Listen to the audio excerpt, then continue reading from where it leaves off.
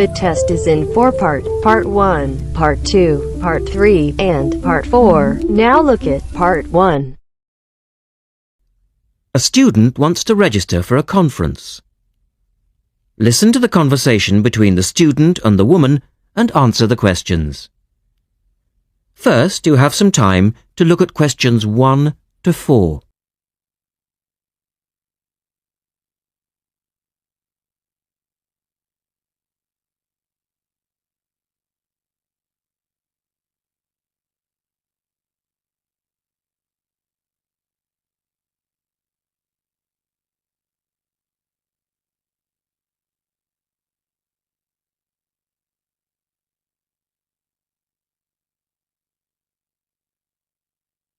Look at the registration form. Listen carefully and answer questions 1 to 4. Good morning. Good morning. Can I help you? Yes. Is this where we register for the Beyond 2000 conference? Yes. What's your name and I'll get your conference bag. Well, I haven't actually registered yet. I was told I'd be able to register today, so I hope that's okay. I've just arrived in Melbourne. That should be fine if you're a student. I'll need to take your details though. So, can I have your full name? Yes, sure. It's Melanie Mitchell. Is that Mitchell? Yes, that's right. And that's Ms., not Miss. OK, fair enough. And what's your address, Melanie? I live in student accommodation at Sydney University, so my address there is Room 66, Women's College, Newtown. OK. And which faculty are you studying in? I'm in the Faculty of Education. I'm doing a Master's in Primary School Teaching. Right. And may I see your student card because I need to verify that you're a current student? Yes, sure. Here it is. My number is 994578ED. The woman asks the student some more questions about the conference. Look at questions 5 to 10.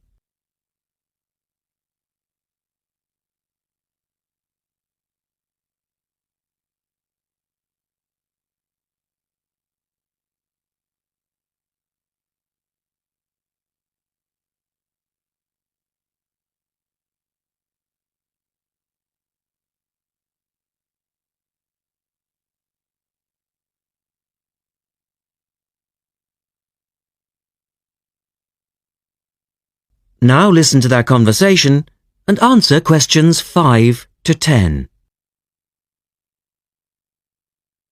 OK.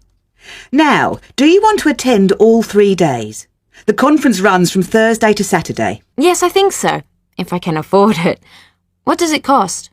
Well, you're eligible for a student discount, which makes it $15 for a day registration or $40 for the 3 days, though it is possible to register for half a day only. I'll register for all 3 days, please. Good. Now, will you be requiring accommodation while you're here in Melbourne? Yes, I suppose I will. What's available? Well, we have several levels of accommodation. You can share a room with another student for $25 a night. Or you can have your own room but share the bathroom. I believe it's just down the corridor. That's $45. Right. Or you can have a single room with your own bathroom. I don't mind sharing a room. On second thoughts, yes, I do. I'll have my own room, but I'll share the bathroom. Right. Now, the conference fee does not include meals, though you do get tea and coffee in the breaks. Shall I put you down for lunch? That's an extra $10 a day. And there's the conference dinner on Friday night, which is $25. Oh, and what about breakfast? Hang on a minute. It's all starting to sound rather expensive. I'll have the lunch, but not the dinner or breakfast, if that's okay. Perfectly okay. Now, a couple of other things. There are a number of special interest groups organised. They're known as SIGs, and you're asked to nominate your preference. They'll take place on the Friday afternoon and Saturday morning, but they're filling up quickly, which is why you need to nominate now. Right. What are the SIGs? Well, there are 6 altogether. Let's see. On Friday, you have a choice between computers in education or teaching reading skills. Or a session on catering for the gifted child. Oh, they all sound interesting.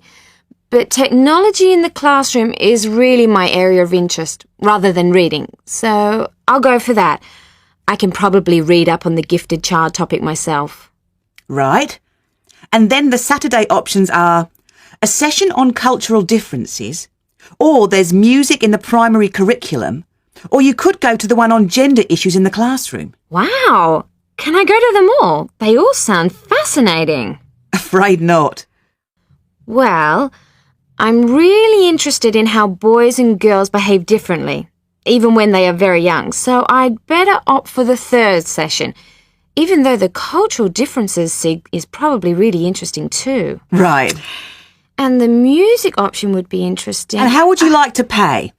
We accept most credit cards or bank cheques, but not personal cheques, I'm afraid. Been caught out too often before. And cash, of course. We never say no to cash. I'll have to put it on my card because I don't have enough cash on me right now. That's fine. Enjoy your time here with us in Melbourne.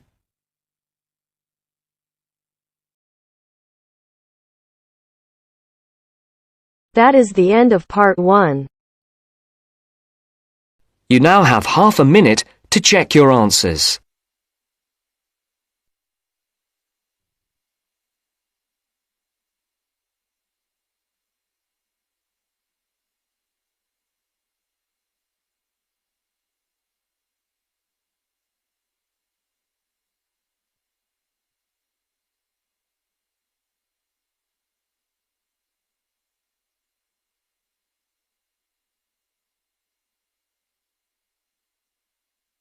Now turns to part 2. Part 2. You will hear a lecture on deep sea exploration. First, look at questions 11 to 14.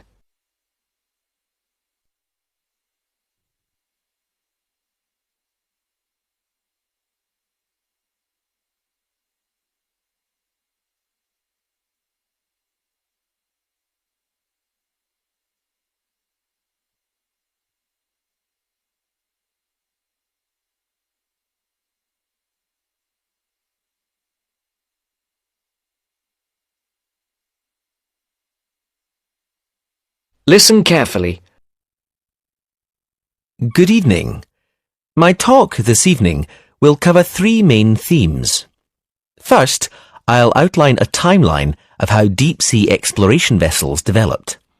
Secondly, I'll describe the most recent of these, the Deep-Sea Challenger. And finally, I'll look at some of the benefits of this deep-sea research. OK, to start with, let's look at how underwater exploration vehicles have developed over the years. The first manned deep-sea exploration vessel was invented in the 1920s. It was called a bathysphere, better known as a diving bell.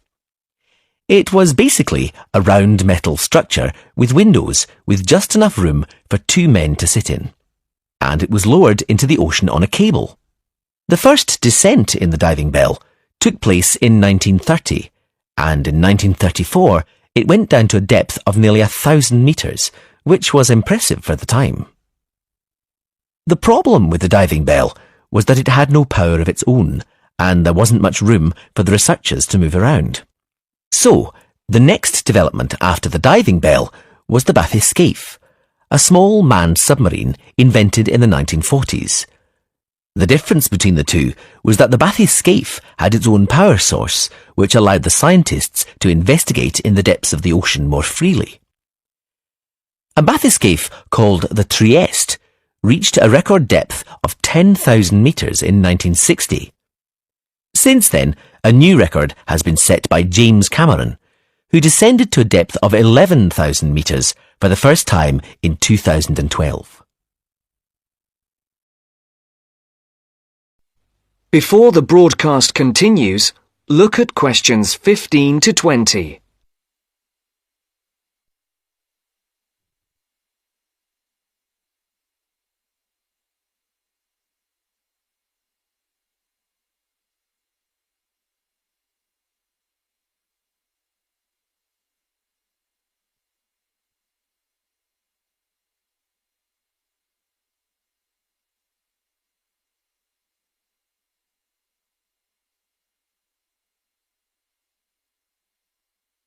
You will now listen to the second part of the talk. So let's move on now to look at the submarine that took James Cameron so far down into the ocean. If you look at the drawing of the Challenger, you can see the pilot's chamber at the very bottom of the submarine. It's a very small section where the pilot sits and controls the sub and all the equipment on it. Now let's have a look at how the submarine is powered. Going up from the pilot's chamber, in the middle of the sub, on the right-hand side of the drawing, you can see a whole section covered in batteries. They provide the power source that takes the sub all the way to the bottom of the ocean and back up to the surface again. Next to that, there's another important part of the sub. You probably realise that there's no light at the bottom of the ocean, so the sub needs to take its own. If you look at the back of the sub, in the middle, just next to the batteries, you can see the panel of lights. They provide the light for filming and taking samples from the seabed. And one more part of the sub, which is important for navigation and to stop it spinning out of control, is the large fin at the back. You can see it at the back of the sub, at the top of the drawing. OK, to conclude my talk, I'm going to ask a couple of questions. First, what is the purpose of this deep-sea exploration? And second, is it worth the expense? I think one of the justifications for spending so much money on this kind of research is that it allows scientists to understand more about the surface of the Earth. For example, how it was formed and how it behaves. This could have important consequences for predicting earthquakes and saving lives through early warning systems. Another reason this type of research is considered valuable is that by exploring unknown parts of the ocean, we increase our knowledge of the availability of minerals for industry. And obviously, this could lead to huge commercial advantages. So, the answer is yes. In the long run, this kind of exploration can benefit both the ordinary population and industry. That is the end of part 2. You now have half a minute to check your answers.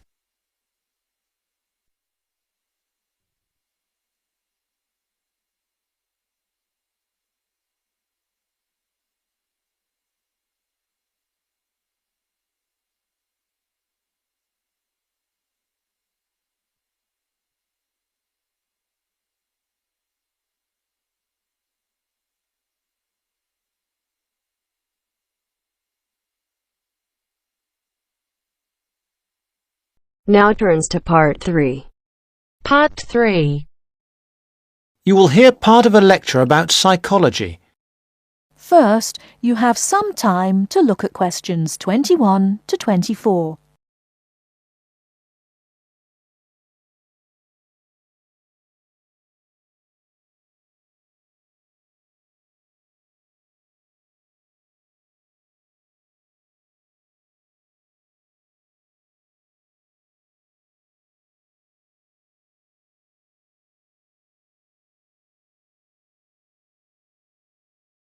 Now, listen carefully and answer questions 21 to 24. In this lecture, I want to introduce you to the life and work of a famous psychologist, a psychologist who had a big influence on the field of social psychology. Social psychology deals with group behaviour and the individual as a member of a group, and Solomon Asch made a most important contribution. Solomon Asch worked mostly in the USA, but he was born in 1907 in Poland, and he came to the US when he was 13. He went to an ordinary high school, and as he had an interest in human behaviour, he decided to study psychology. He was quite disappointed with his first acquaintance with psychology.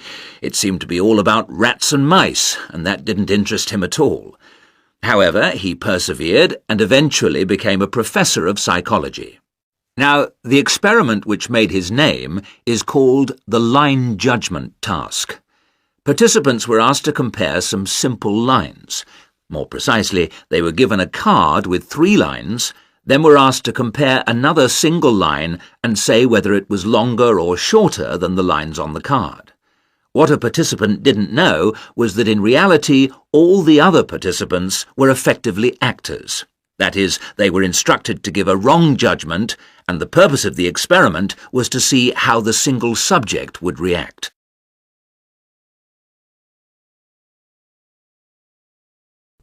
Before you hear the rest of the talk, you have some time to look at questions 25 to 30.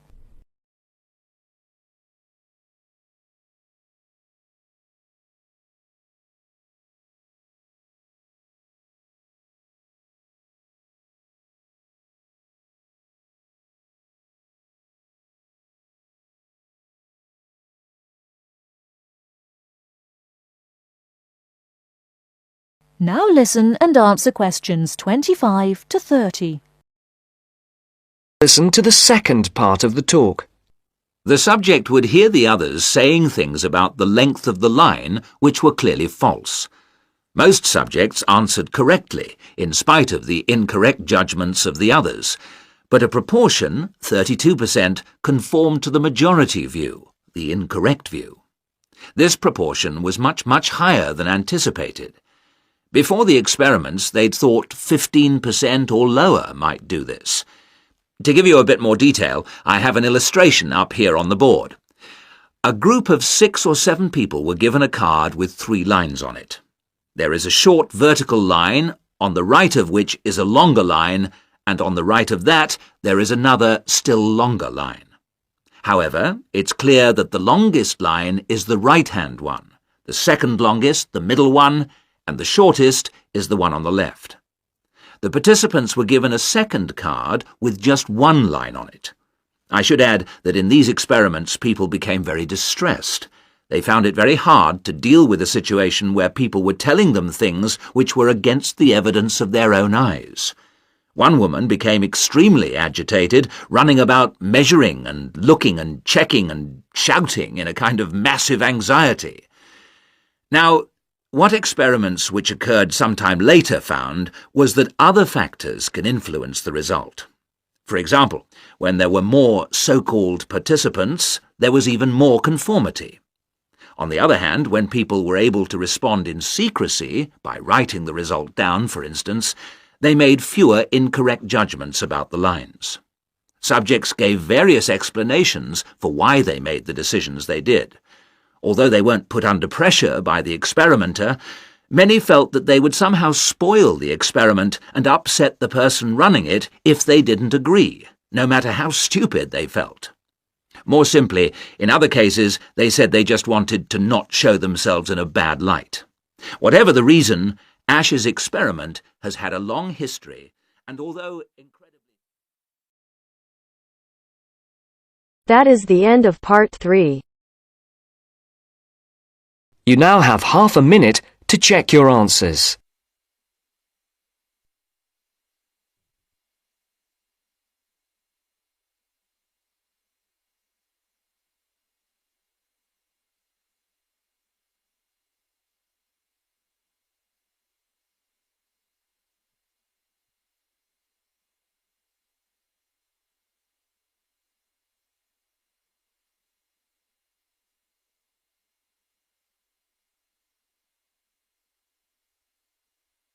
Now turns to part 4.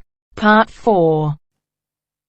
You will hear a presentation by a student about a website she has designed for a supermarket. First, you have some time to look at questions 31 to 40 on pages 113 and 114.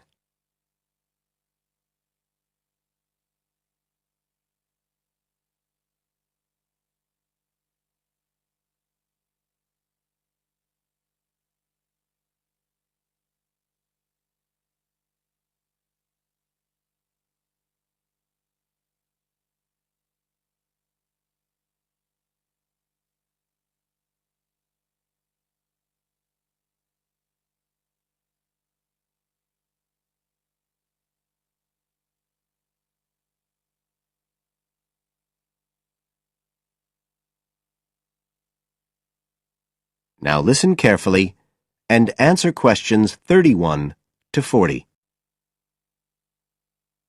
For my website design project, I decided to approach SuperSave supermarkets because I have an evening job at the supermarket, so I already have a slight insight into their organisational goals and workings.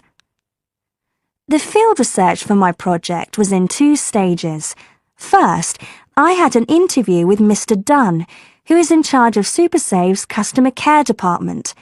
I discussed the project with him in order to identify the supermarket's requirements. Mr. Dunn said customers are often unwilling to make a face-to-face complaint when they've experienced difficulties with a product or a member of staff or anything related to the supermarket. So he said a website which allowed members of the public to get in touch with the organisation and bring the problem to their attention in a private manner might be very useful, and we agreed that I'd work on this. For the second stage of my research, I devised a questionnaire to put to SuperSave customers. I needed to find out about the customers' experiences of problems together with their attitudes towards making complaints, both directly and indirectly. I used a mixture of closed questions, such as, have you ever experienced a problem at any SuperSave store? And open questions, such as, what would you find helpful about a customer complaint website? I decided to do interviews rather than rely on distribution of the questionnaire, as I felt this was likely to lead to a higher take-up rate. I visited 4 SuperSave stores, 2 in the city centre and 2 in the outskirts, and altogether I interviewed 101 respondents. Then finally, I analysed the results.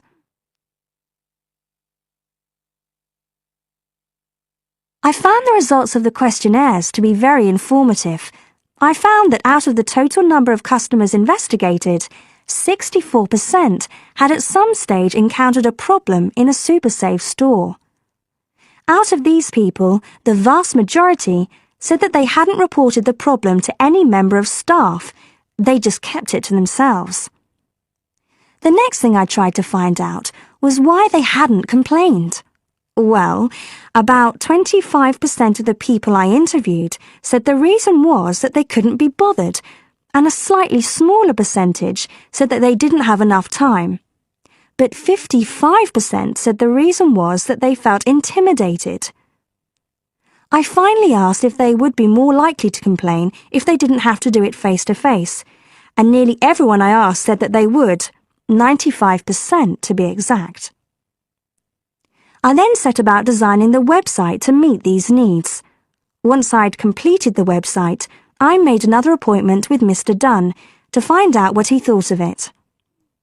Mr. Dunn said he felt that the pages would benefit his organisation by giving customers a new way of expressing their complaints and by making it easier to collect complaints, identify specific places where service and customer care were not as good as they should be, and act upon them accordingly. SuperSave is already a highly customer-orientated organisation, and he thought our website would be an excellent addition to their customer care effort. This is all well and good, but there still remains the general problem with websites, that there's the lack of access to online computers. Surprisingly, in my survey, I found that 88% of those interviewed had access to the internet, which I felt was quite high. But this access wasn't always direct. For some people, it was through their children and grandchildren and neighbours and so on, rather than being readily available in their own homes. This could prove to be a major drawback to the site, but it is still better to have it now to get the edge over competitors, however slight, and in the very near future, it is expected that almost everyone will have direct access to the internet. Another thing to consider is that at the moment I can only base our conclusions on data gathered from a tiny fraction of the supermarket's customer base. In order to get a better idea of how the site is doing and to see how well I have met my objectives, the site will need to have been up and running for at least a few months. After this time, it'll be possible to see whether or not people are actually using the site and if it's helping to make improvements to their customer service. It would also be interesting to study the effect of the site on staff at the supermarket. morale could be dented as more complaints come in. Staff may feel they are being unfairly criticised and that there is no need for another way for customers to complain. But also, the site could boost morale by making staff come together to overcome the constructive criticism, and they may gain more job satisfaction by knowing that they are making a difference to the customer. So, overall, I feel my website has met my objectives, but there is scope for improvement and expansion. Are there any questions? That is the end of part 4. You now have half a minute to check your answers.